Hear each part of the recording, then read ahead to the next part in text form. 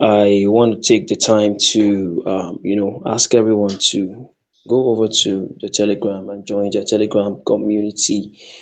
Also, make sure to follow them on Twitter, which is currently the X Space right now, and do well to check their website. Of course, they have a lot running, and it's nice to meet you again, Justin. I think that we are really going to be having, an awesome, mind-blowing moment with you.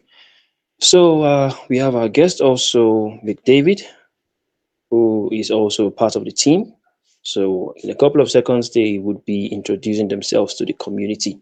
So until then, guys, please make sure to follow all the instructions that has been laid in the Crypto Attack platform, Telegram community.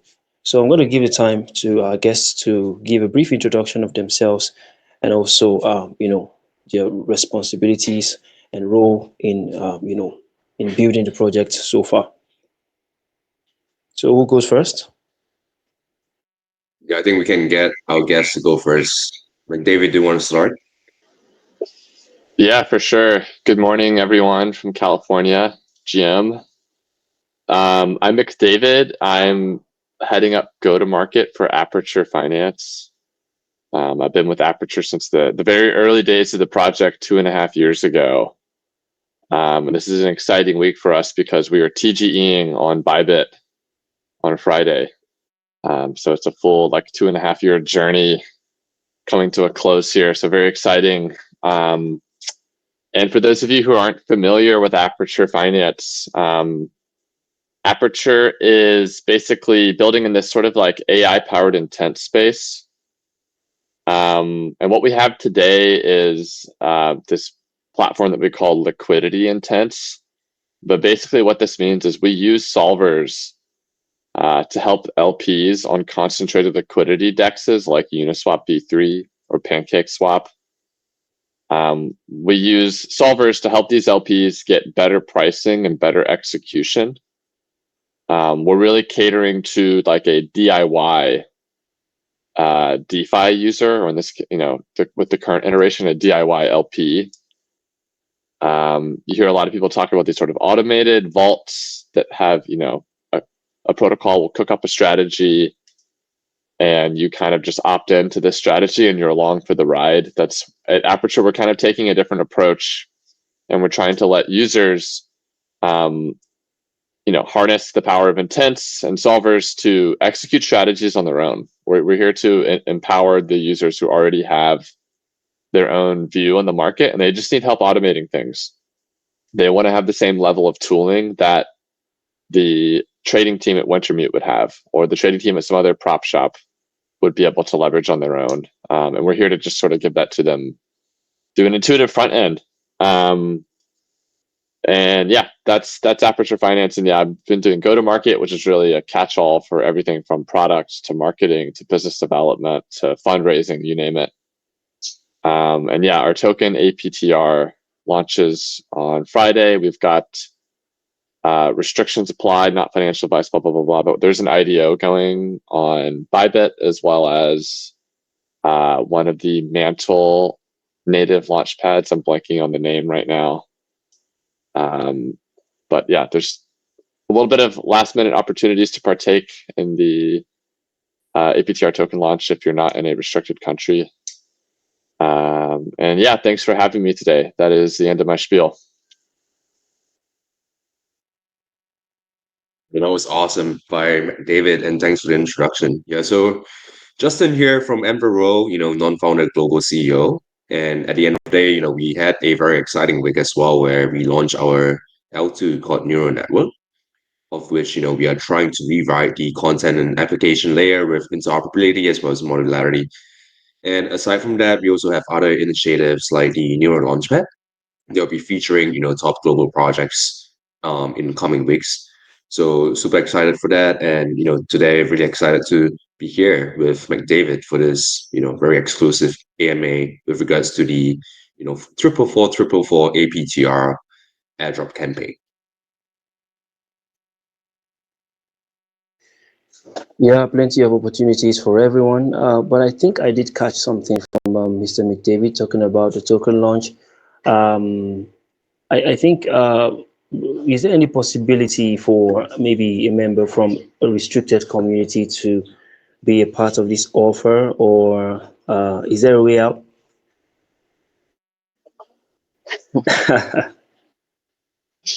Are you are you like an undercover agent for the SEC? Gotta be compliant, bro.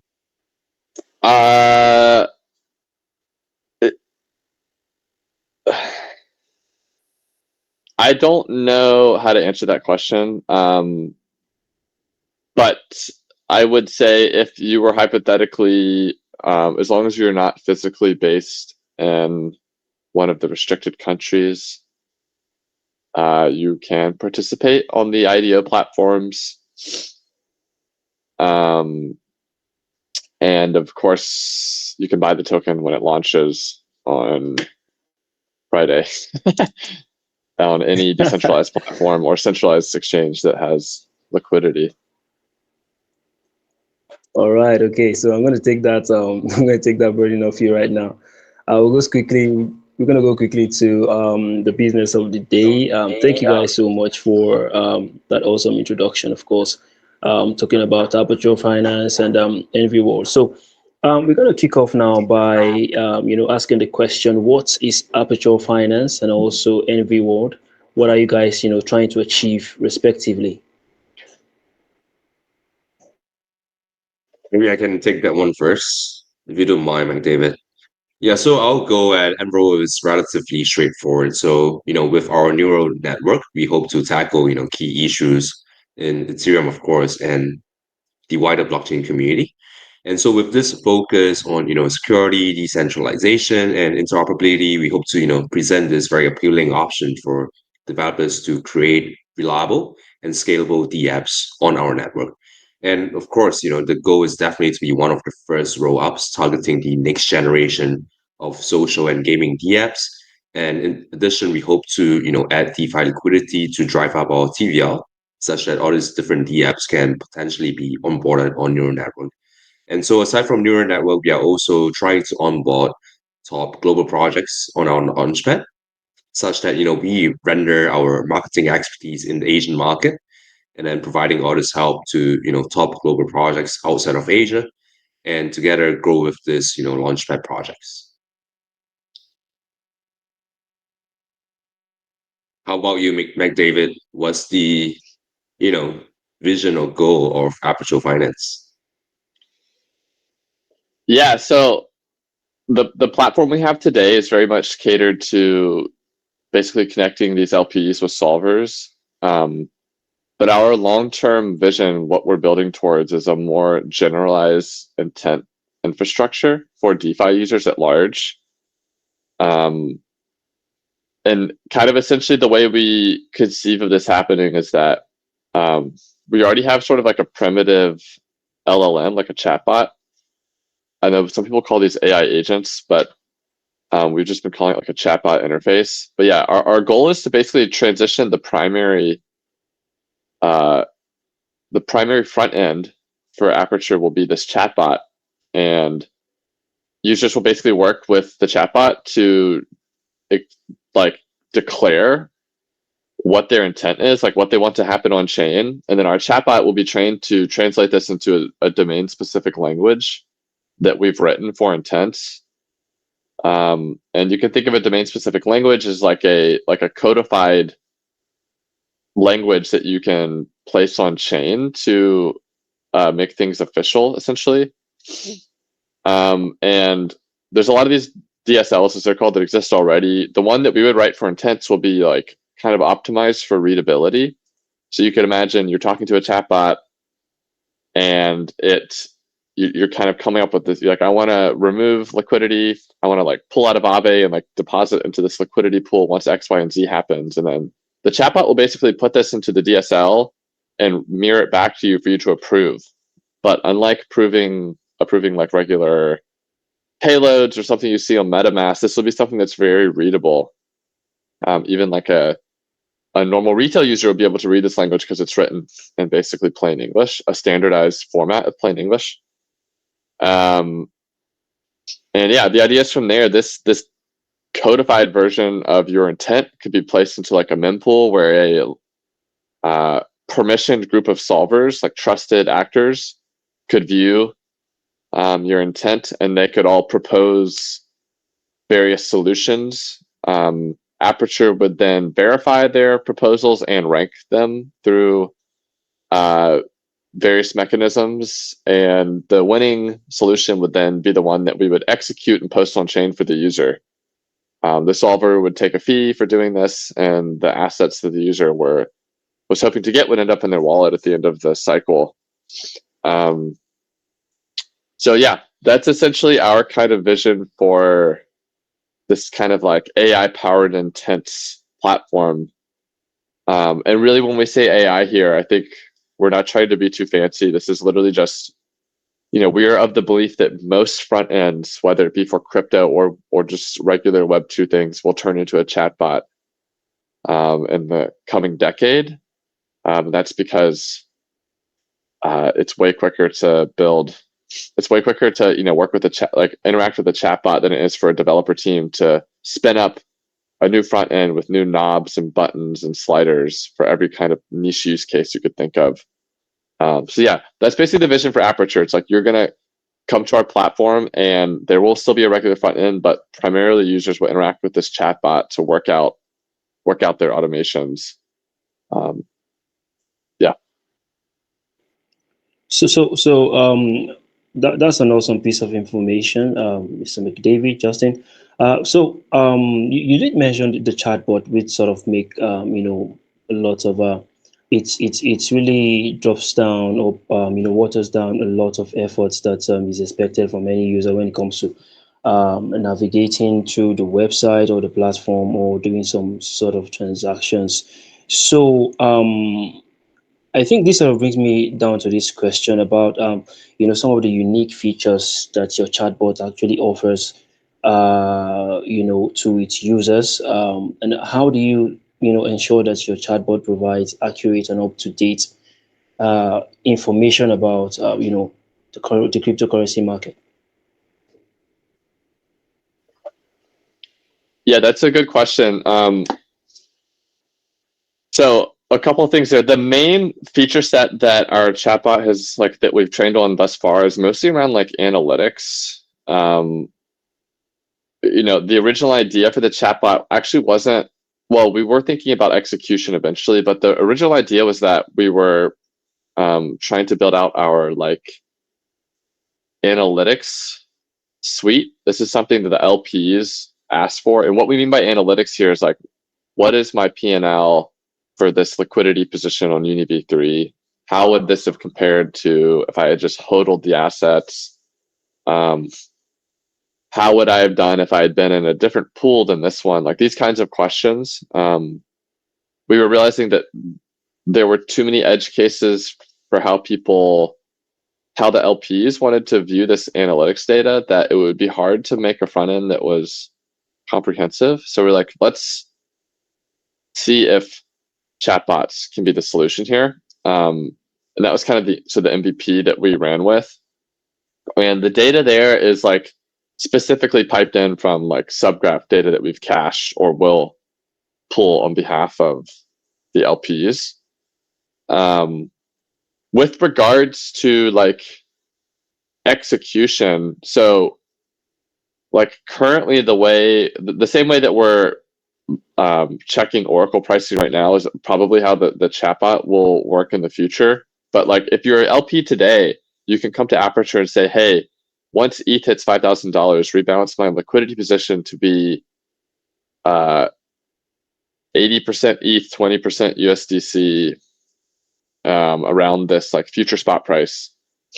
And currently that's totally done just by checking a coin market cap API is the kind of source of truth for the price. And I believe in the future, this sort of Oracle dependency would still totally exist with the chatbot. And it would communicate that to the user, okay, by the way, you want this price target to be the trigger. By the way, we're going to be doing this based on the CoinMarketCap API, or we could also add in different oracles, and the user could choose. They could say, no, do it based on this oracle, or use the average of the three, or I don't know what you're talking about. Just do what is best practice here. But yeah, anyways, does that answer your question, Tim?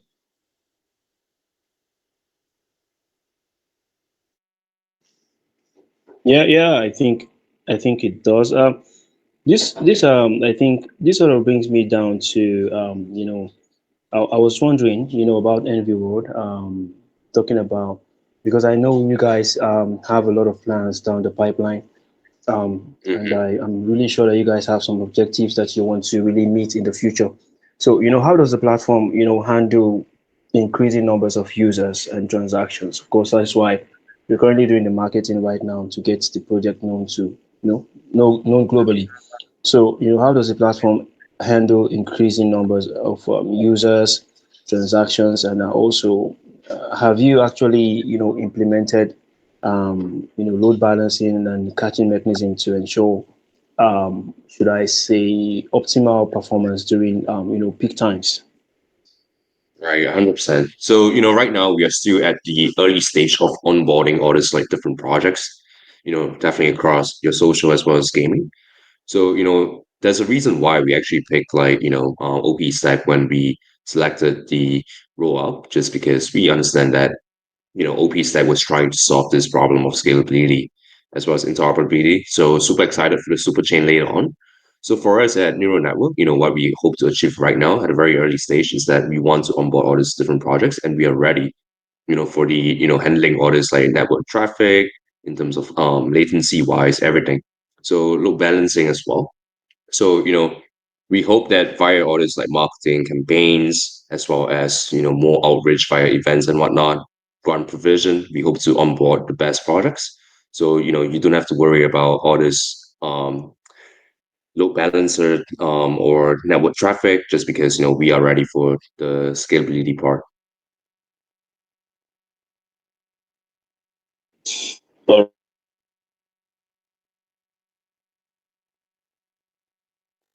All right, awesome. Thank you so much. So, we would love to know, now about, your roadmap. Let's talk about, first of all, the roadmap for Aperture Finance. What is it? What are you guys currently working on right now? And, what are some of the plans that you want to achieve in the future? And also, about NV World, we would also love to know about your roadmap, especially, since the neural network has gone live. So I guess we would start with Mr. McDavid. Yeah, so right now at Aperture, obviously we're TGEing on Friday, so a lot of effort is going into getting that launch off the ground. And then the like immediate weeks and months following TGE, we will be focused on turning on a lot of the token utilities that we've laid out. We've had our kind of like Hello World Meet APTR blog post. An announcement came out yesterday that laid out a couple of key token utilities that we'll be launching with, like governance, like fee revenue sharing, etc. And we'll be enabling those in the coming weeks after TGE. In addition to that, we are actively building out our third-party solver network. So as of today, we're integrated with Propeller Heads and the Aperture first-party solver. So those are the two options for when an LP wants to have their position rebalanced. Those are the two executors that could aid in that rebalance. Our goal is to have like 12 or more solvers by the end of Q3, so that there will be a very, very robust, very competitive marketplace of solvers trying to help these LPs get better execution on their liquidity management process. And then, of course, in addition to that, all the stuff we talked about with the sort of like AI agent or chatbot or AI powered intent infrastructure, all of that's also being worked on simultaneously by a research team. That will be like a multi-quarter project, though, something that I would expect would carry on well into the end of 2025. But yeah, and then of course Uniswap V4 will be coming out at the end of the year. We'll want to support Uni V4. We've also had a ton of LPs asking about Solana. That's also something that's going to be looked at the later half of this year. So yeah, there's a lot of stuff happening for us. Yeah, that was awesome. Actually, super excited for Aperture, and I think what they're building is truly amazing. Just because they're turning simple natural language into very actionable insights for all users. So for us, at NvirWorld, obviously with the neural network going live, we are obviously trying to get more DApps to build on our chain. And long story short, it is the all about business development right now for both neural network as well as neural launchpad, just so that we can, bring in all these top projects on our chain as well as our launchpad. And something pretty exciting that we announced on Twitter 2 days ago was that we are actually also about to launch this like neural network meme token bounty bonanza as the very first commemorative event to launch the first community meme token. So for those who have not actually seen the Twitter post, basically this like bonanza will feature 4 different segments in the form of mascot or icon selection, project name, trading ticker, as well as logo selection. Attractive prizes will be awarded to top winners. And just for information, the first prize of each segment is going to walk away with 50,000 Ember tokens as well as zero point 0.5 Ethereum. So yes, you heard it right, zero point 0.5 Ethereum right there. So, for more information about this, bounty, feel free to check out our pinned Twitter post. And also in the long-term roadmap, given that neural network is relatively designed to be modular, we are also considering to augment our tech stack in the long term so that we can always be in line with the latest technology presented on the market. So very exciting times for us as well, just because we are done with the initial phase of product building and now we are shifting our focus on business development. Yeah, Tim. All right. Thank you, Mr. Justin. Thank you, Mr. McDavid. I think I caught a few important points from what Mr. McDavid was trying to make emphasis on from the start. I think we made mention about the token utilities and also third-party solver network. So I think I am quite curious about something about how your token utility sort of align with the overall objective and functionality of your crypto project. And also, it would be nice if you can elaborate more on the specific use cases and functionalities that your token enables within your project ecosystem. Yeah, so I would say the unique aspects of our token. Well, I'll get to those in a second.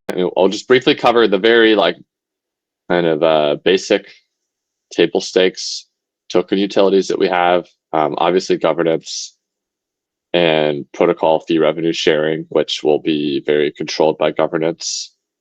Those are kind of like two very basic things we have. And I would say the kind of more unique to Aperture token utilities is that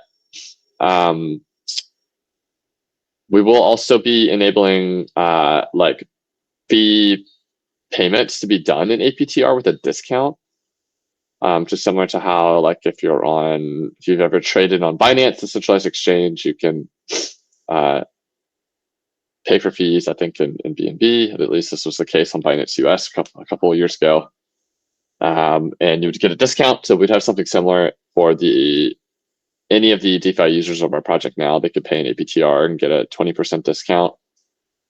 But the other thing that I think is a bit more interesting is in the future so a little bit of, I guess, background on how the backend currently works for the solver ecosystem on Aperture. So currently the Aperture like solver is the only party that's doing any of the executing, and we sort of we're also the only party that's dealing with any permissions from the users. This is for security reasons. In the future, when we start to allow solvers to take a bit more control over users' funds. And the reason they would be able to do this is so that they could find novel or unique execution paths that we were not able to find. This is sort of what solvers specialize in. They specialize in finding a unique execution path. What this really means for the most part now is finding novel ways to route swaps.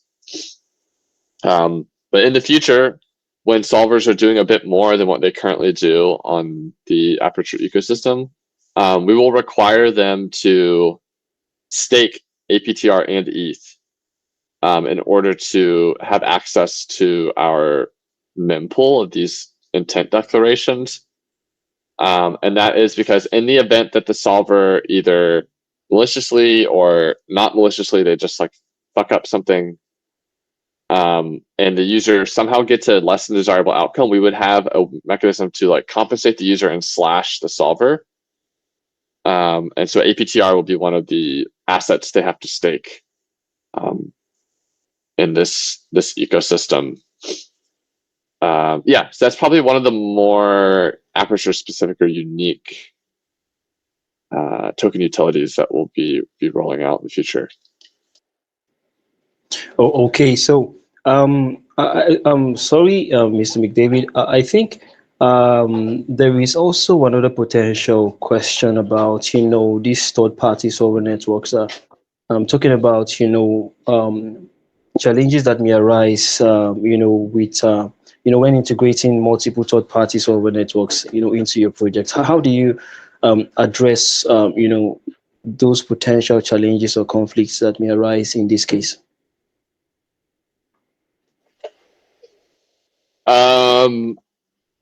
I guess so. Generally speaking, the solvers, there's a couple of different like policing points. First of all, it will be a permissioned ecosystem for solvers, so they will have to come in, they will have to stake some economic value that can get slashed. So you sort of have that first checkpoint. You also have the permission checkpoint, so where we can at the start, these will be a lot of like well-known solvers that we would be working with. And in addition to that, there's also going to be like a ranking engine for these solvers. This is something a lot of intent infrastructure or intent-based protocols are proposing, is that essentially you have to be able to rank solvers. And it's how you do that is you just kind of like watch their history of interacting with you and basically give them some kind of score that weights how often did they do the thing they said they were going to do, and another score that sort of ranks like what is their like volume of throughput of contribution overall, and you kind of have some weighting between those two things, and that will give the solver a score. And so you have that as a mechanism to kind of further safeguard things. So like if a bad actor pops up, they quickly get dinged, they would get slashed, their score would get ranked, they could even get kicked out of the network entirely. And then of course the thing that's most important though is that Aperture on behalf of users will be doing these simulations to verify that the proofs the solvers are putting forward are in fact valid. And so there's both an off-chain and an on-chain simulation that can happen. So there's a way of using zero-knowledge proofs to verify any off-chain data that's being used by the solvers.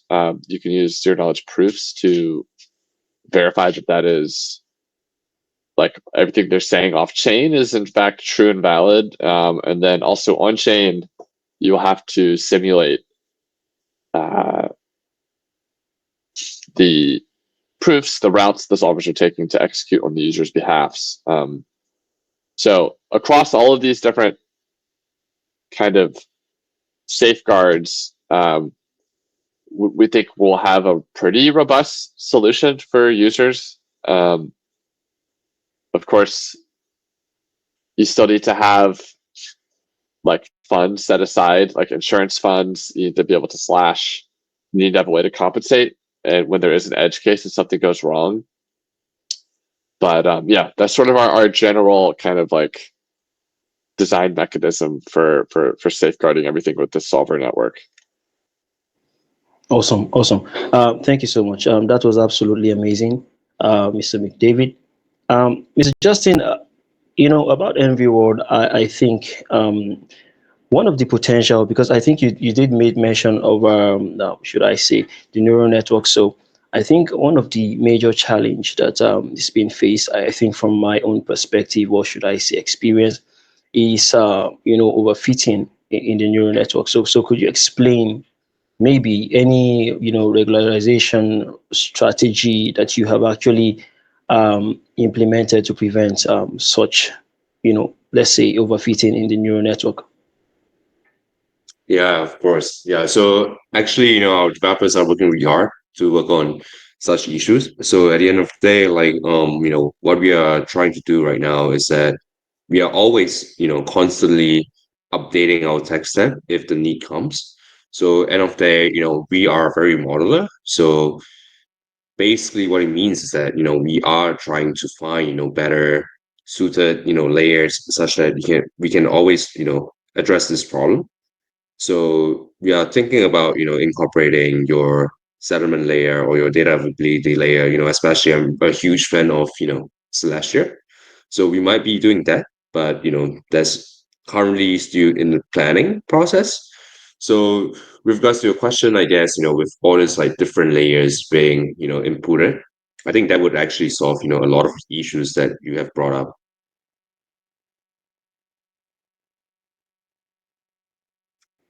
All right, guys. Thank you so much. I think I have. Well, I believe that we're going to be having more time to talk with you guys. Perhaps maybe down in the future. But because of our time, I think we're going to move on right now and ask an important question here before we go over to the live segment. So how does Aperture Finance, integrate with AI, in its product, and why did neural network choose to build on stack?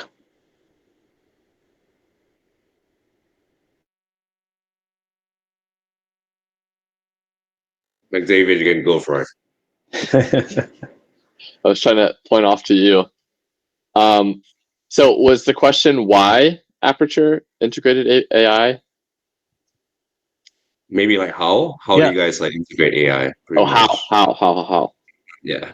Yeah, it's through this chatbot essentially. And what we're doing is we're modifying kind of the underlying setup of the chatbot so that it understands how to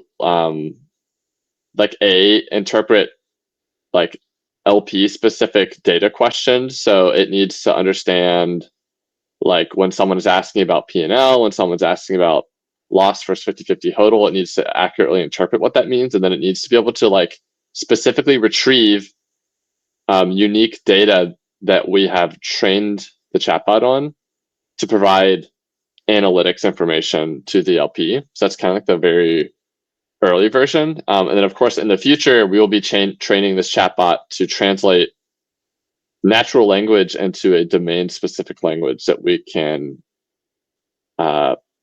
codify and place into a mempool. So yeah, that's kind of the high-level answer, I guess. Yeah, it's basically just creating a bespoke chatbot that's been trained to deal with unique data sources and like unique use cases that like these kind of general chatbots wouldn't be able to pull off on their own. Well, yo, McDavid, can I ask you a question? So like, what's like the competitive landscape like, and how replicable is like the solver network right now, actually? Yeah, so there's quite a bit of protocols that are building generalized intent infrastructure. Like you have Anoma is probably the most well-funded one in the space. Anoma kind of came out at the beginning of 2023, like mentioning what they were working on, and they started raising some like massive rounds so like really big private rounds. And we don't really know what their product is going to end up looking like, but we know they're building some kind of generalized intent infrastructure. And of course, you have other players like Essential, which is also building their own novel domain-specific language to tackle this kind of similar problems what Aperture's tackling with our DSL. Some of the solvers are also branching out to do this kind of generalized intent infrastructure. Like you have INSO, which is a solver. They're active in like CalSwap, 1inch Fusion, Uniswap X, order flow, and they are also building out their own like intent infrastructure. They just made an announcement yesterday, actually. So that's probably who I think the most obvious competitor set is. I'm glad there's a lot of other people building in this space, and there's a few others that I haven't mentioned. And then as far as like the chatbot interface, we kind of don't even feel like that's I mean, people get excited about it because it's AI, but for us, it's really just like we think that's the natural evolution for front ends, for a lot of front end use cases, and we want to be at the front, at the ahead of the curve, so to speak. And yeah, so I suspect probably any generalized intent front end that makes it to market 5 years from now, they probably all will be using this chatbot interface. But as far as specific competitors, no one is really specifically targeting LPing and DeFi like Aperture is at the moment. Most solutions for LPing have been gone about from a totally different perspective. It's like this automated vault type approach. We think there's been just a lot of neglect towards the DIY DeFi users, which, by the way, does include a lot of institutions. Aperture has a lot of institutions that use our LP tooling. These are just institutions that don't have an in-house developer, but they still might have a decent amount of AUM, like tens of millions of dollars, that they rely on Aperture to help manage. Yeah. Super cool, honestly. But I guess you guys are the pioneer, so the forerunner always wins. So I guess you guys are in a pretty good position right now. Yeah. So back Yeah. to Tim, right? Yeah. We'll be one You of the say? first intent tokens, I think, to hit the market this year. So it should be interesting to see how that plays out. 100%. Yeah, so back to Tim, so the reason why we chose to build on OPSec, it was a pretty straightforward one, just because, we all know that Ethereum has some sort of like scalability issues that has been pretty perennial since day one. And for us, if we were to target, your social as well as gaming DApps, building a rollup on OPSec perfectly suits, our targeted use case, just because of the extent of interoperability that OPSec presents to the blockchain community.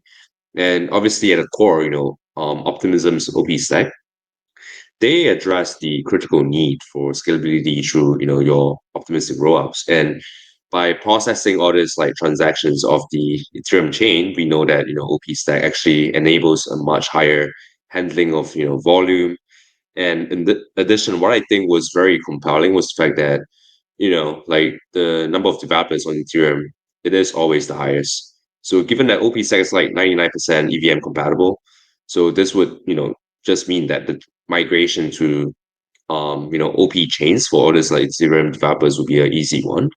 And also, what's super exciting for me is the next major scalability improvement of the OP stack after Bedrock, which is to introduce the concept of superchain, where a lot of all these different chains they share bridging, they share decentralized governance and whatnot.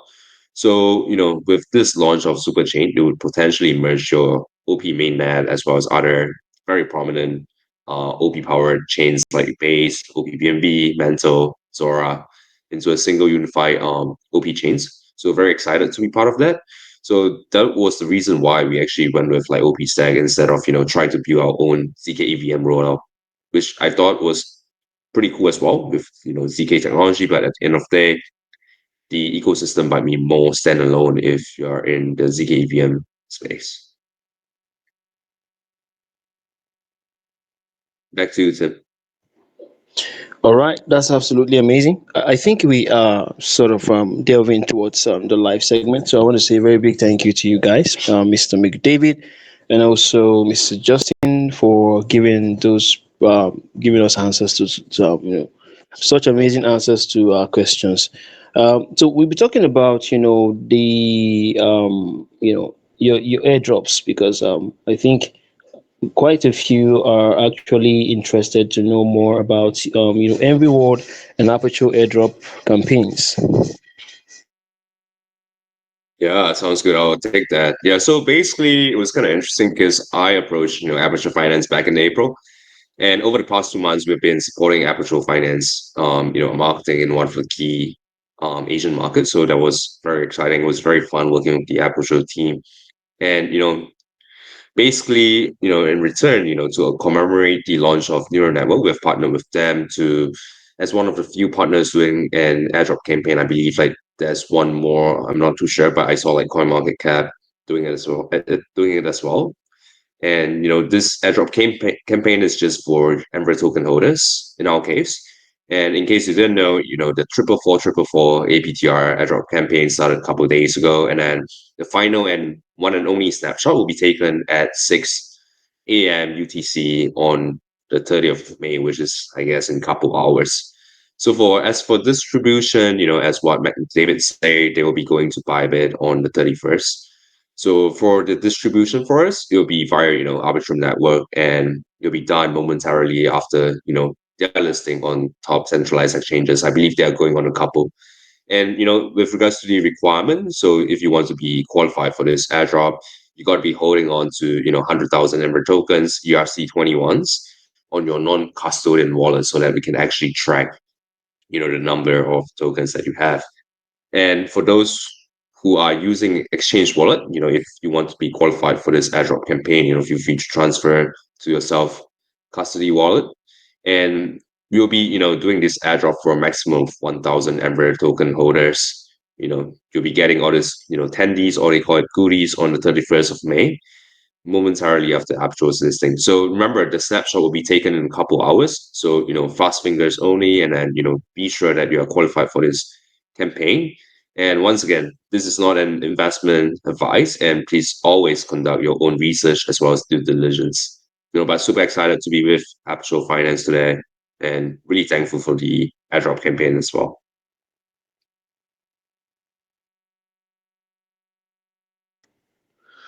So, Mr. McDavid, do you have any input, or we can just go quickly to the live segment? Let's go to the live segment. All right, awesome. So I've taken the first question now from the live segment. The first person is asking, what are your main features that distinguish you from other projects, and what competitive advantage do you have since your project is new in the market, one with a lot of experience? So can you tell us what is your best advantage?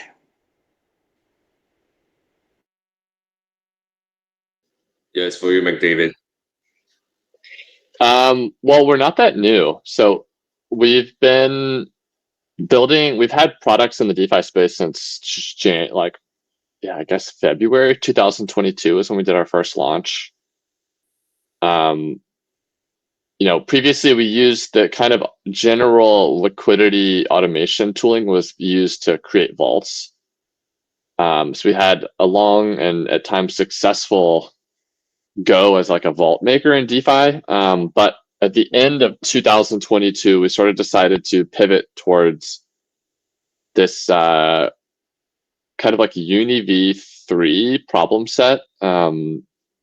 We had noticed that the LP user experience for Uniswap v3 was really bad. If you spoke to anyone who was LPing, they would tell you how many buttons you had to click and how much like gas it would cost just to rebalance. So to give someone a little context, if anyone here has never manually rebalanced a concentrated liquidity position, what you have to do is you have to do 3 different transactions: transaction to withdraw liquidity, transaction to swap assets, transaction to redeploy liquidity. And before you do the swap, you also have to like solve a math problem to figure out like how much of the assets you need to swap to be able to get to the new ratio you want. And you have to take into consideration like price impact and slippage and all this stuff that makes it like very, very difficult. So yeah, we kind of noticed that this at the end of 2022. So the beginning of 2023, we started building out this Liquidity Intents platform, which went live in July of last year. So we've been live for almost a year. We've added a bunch of new features to it over in that time, launched a bunch of new chains as well. And yeah, I mean, it's like Aperture's had a very, very steady kind of like evolution of the platform. So I don't feel like we're new to the space at all. As far as like generalized intent infrastructure, this itself is a very new space. Everyone is new to it. And no one has actually gotten to market yet with a fully fledged solution.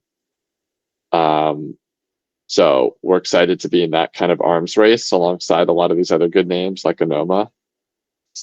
But yeah, Aperture definitely not new, a new project to DeFi, but maybe some people haven't heard of us until now.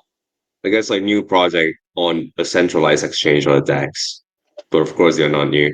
They've been around. Yeah, sure. I personally, I think I'm just getting to know about Aperture Finance, I think, for the first time. NvirWorld, of course, but Aperture Finance, no. So it's actually nice to know that, Aperture Finance is out there in the space. So I'm really going to be looking into that, into the project, and I'm going to I think you're get to gonna know take more part in the about it. IDO, right? Yeah. Sounds like you're gonna take part in the IDO too. Yeah. All right. So to the next question now from the next user, you say, what does NvirWorld and Aperture Finance? What does NvirWorld and Aperture Finance revenue model look like, and in which way do you generate revenue and profit? Because so many projects just like to speak about, they like to speak about long-term vision and mission, but what are your short-term objectives that you're currently focused on right now? Maybe I can jump in and take this because I've got a hard stop here in a little bit. Yeah, do that. But yeah, Aperture. So we currently are charging fees for two of the functions on our DApp. So when you rebalance, whether you're running a recurring rebalancing strategy that's like automatically rebalancing multiple times a day in perpetuity, or you're just showing up to do a one-off rebalance, we do charge fees, and we charge fees on the swap portion. And what I mean by that is, so like if you have $1 million of liquidity, and it goes, you have some trigger met that you need to rebalance, and you want to get that liquidity back to half ETH, half USDC. Well, if you're currently 70% ETH, 30% USDC, you only need to swap 20% ish of the whole position. And that 20% is what we charge our fees on. So it's the swap portion of a rebalance. And we currently charge, I think it's 15 cents plus 7 bips, 0.07% of that swap. So very, very competitive compared to the swap fees that you would be charged by like Uniswap on their front end. And of course, with having this like solver network, we're hopefully giving you better pricing than what you would have gotten anyways if you just tried to manually do the swap. So we think it's entirely value additive for the LPs. It is. We see them still using it, even though we've turned fees on. But yeah, that's our primary source of fees. We also charge fees though for swaps on Manta Pacific, where we own the UniV3 deployment there. We call it Aperture Swap. But yeah, we charge swap fees there just like Uniswap does. But if you swap on other chains where we're routing through Uniswap or 1inch, we don't charge fees for that. But yeah, our primary metric that we track, we call it intents volume. It really refers to these rebalances. We're over 3 billion in intent volume since July.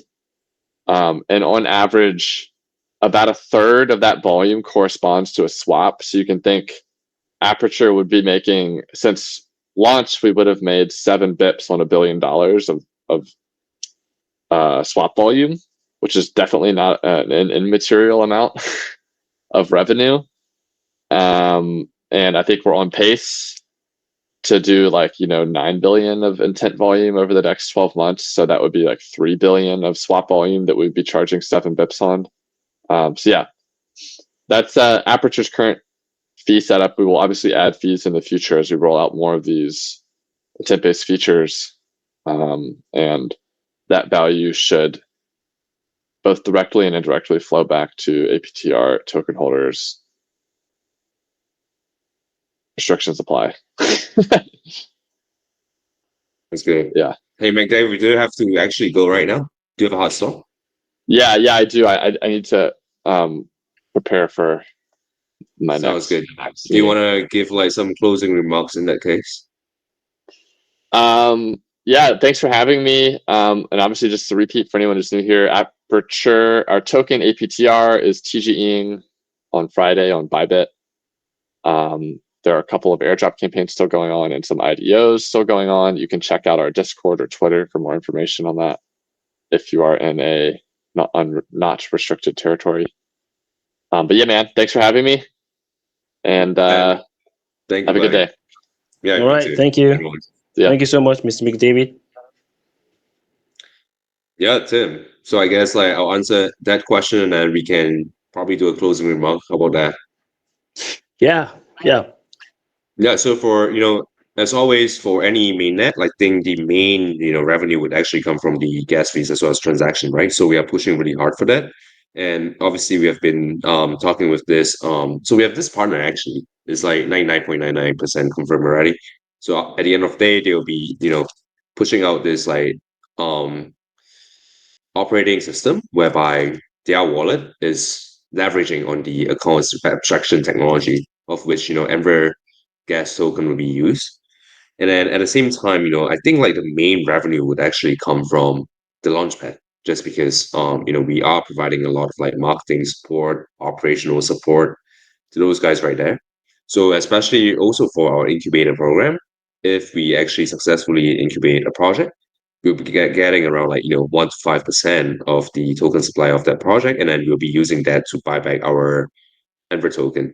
So in terms of revenue, as you know, blockchain companies, it is very, very difficult, but it is very heartening as well to see, products like Aperture doing really well in terms of their revenue and business model. And for us, we are working our way as well to get and drive all these transactions on our chain. But just because we are relatively new, it's going to take some time, but we'll be there, once TVL is being driven up.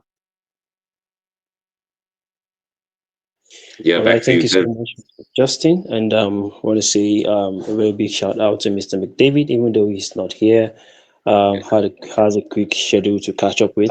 It's been absolutely fantastic with you guys, Sounds good. and I really appreciate the fact that you guys came out to sort of deliver this very vital information to us. So I really wish you guys, the very best on behalf of Crypto Attack. I say a very big thank you to you guys, and I wish you guys, the very best. And I hope to talk to you again, once again in the future. Yeah, 100%. Yeah, just like, to reiterate, we are doing the Aperture Finance NvirWorld airdrop campaign. So, 44444 APTR airdrop campaign started a couple of days ago, and then the final snapshot will be taken at 6 a.m. UTC on the 30th of May, so in a couple of hours' time.